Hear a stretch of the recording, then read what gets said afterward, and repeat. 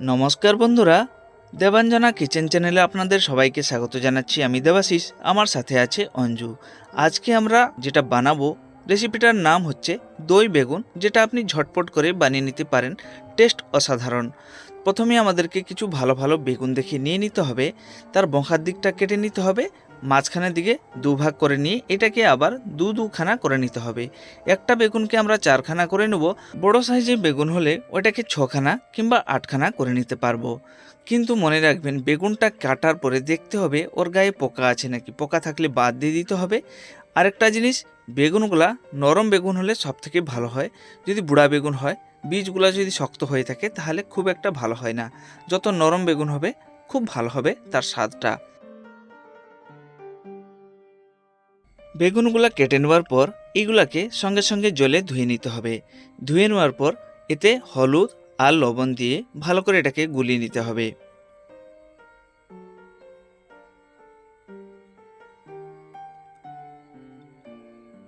এখন এই বেগুনগুলাকে ভালো করে ভেজে নিতে হবে। কড়াই তেল দিতে হবে, এদিক ওদিক দুপাশ ভেজে নিতে হবে, কিন্তু গ্যাসের ফ্লেমটাকে মিডিয়াম করে রাখতে হবে।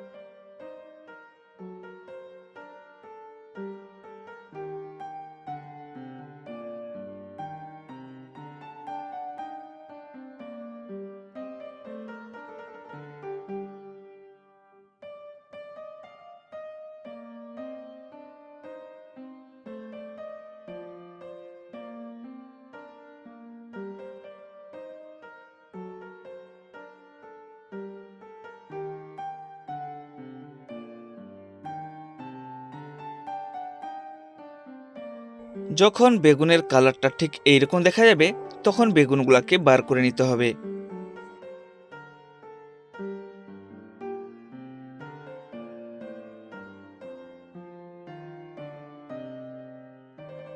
বেগুনগুলা ছেঁকে নেওয়ার পর যদি এক্সট্রা তেল থাকে ভালো, না হলে একটুখানি তেল দিতে হবে। তেল গরম হওয়ার পর দিতে হবে 2টা কিংবা 3টা শুকনো লঙ্কা, দিয়ে একটু ভেজে নিতে হবে।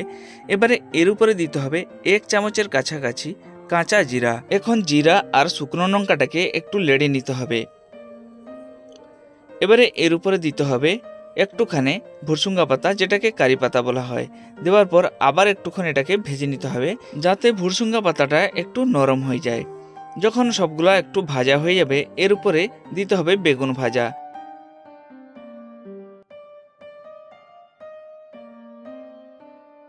একটুখানি হলুদ গুঁড়া আর একটুখানি লঙ্কা গুঁড়া দিয়ে আবার বেগুনটাকে একটু লেড়ে নিতে হবে।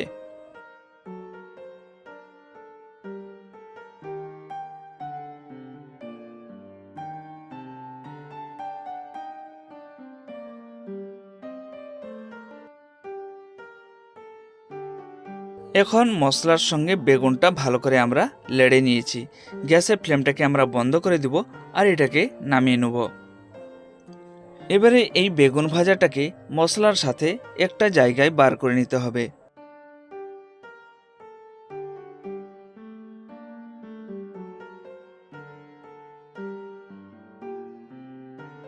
এখন এই গরম বেগুন ভাজার উপরে দিতে হবে টক দই।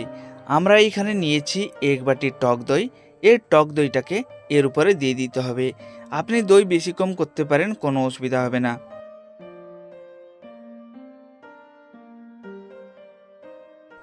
এবারে বেগুনের সাথে দইটাকে ভালো করে মিশিয়ে নিতে হবে। আপনি চাইলে এর সাথে একটুখানি মিষ্টি চাইলে দিতে পারেন, খুব সামান্য মাত্রায়। এখন এতে আমরা দিয়ে দেবো হালকা একটু ব্ল্যাক সল্ট মানে বিট লবণ, আর একটুখানি এতে দিতে হবে জিরা গুঁড়া। এবারে সবগুলাকে ভালো করে গুলিয়ে নিতে হবে। উপর নিচ এদিক ওদিক করে গুলিয়ে নিতে হবে, যাতে মশলাগুলা ভালো করে এর সঙ্গে মাখানো হয়ে যায়। সবগুলা ভালো করে গুলিয়ে নেওয়ার পর তৈরি হয়ে যাবে আমাদের দই বেগুন। খেতে দুর্দান্ত লাগে। ভাতের সাথে কোনো কিছু না হলেও শুধু আপনি দই বেগুন দিয়ে ভাত খেতে পারেন। এক থালা ভাত কখনো যে শেষ হয়ে যাবে আপনি বুঝতে পারবেন না। আশা করি বন্ধুরা ভিডিওটা ভালো লেগেছে। যদি ভালো লেগে থাকে লাইক করবেন, তার সাথে সাথে সাবস্ক্রাইব করে নোটিফিকেশন বেলটাকে অন করে নেবেন।